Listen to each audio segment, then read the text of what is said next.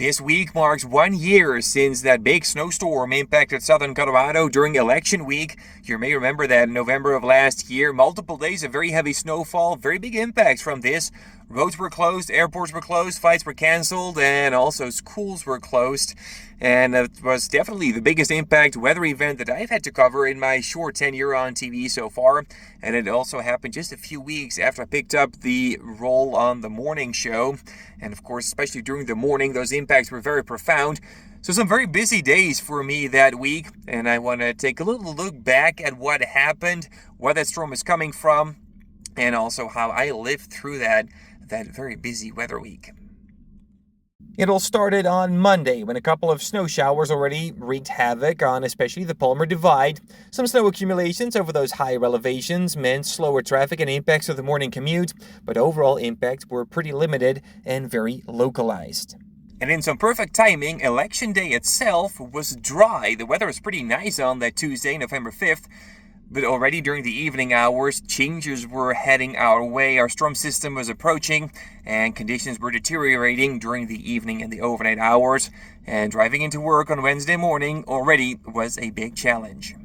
The type of storm system that impacted us that week is called an Albuquerque low. It's named that because it takes a dive to the south over Albuquerque, New Mexico. So it's moving to our south, and as it does that, the rotating air around an area of low pressure is pushing up against the front range. Those upsloping winds are causing lift and creating those clouds and eventually the snow. To see that snow intensity pick up around Colorado Springs as well. Still the heaviest of the snow over eastern El Paso. The snow just kept on coming for days and never really stopped. The wet and heavy snow stacked up very quickly and immediately started causing problems.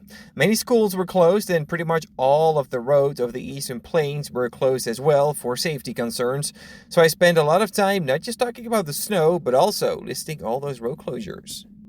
Later in the day Friday, things were finally starting to look a little bit better. Temperatures were warmer, and especially the roads were starting to look a little bit better.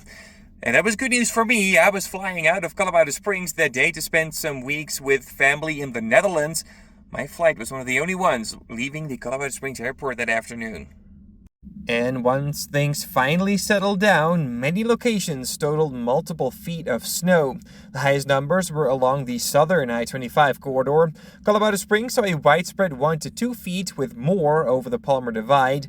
And many of you sent in awesome and memorable pictures of deep snow from all across southern Colorado.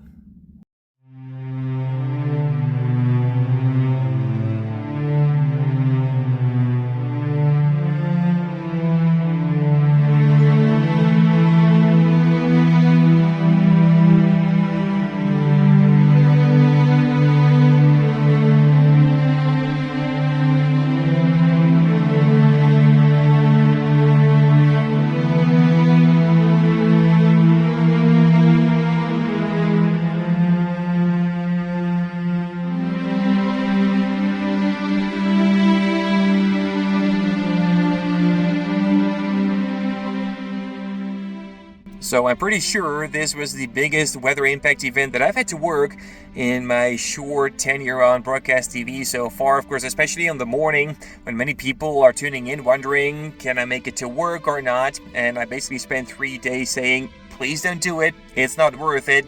Please stay at home unless you absolutely have to get out on the roads because they're in terrible shape. Many are closed.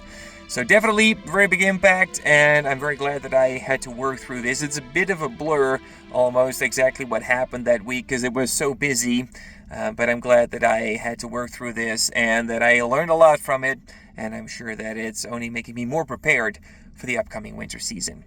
Thank you so much for watching.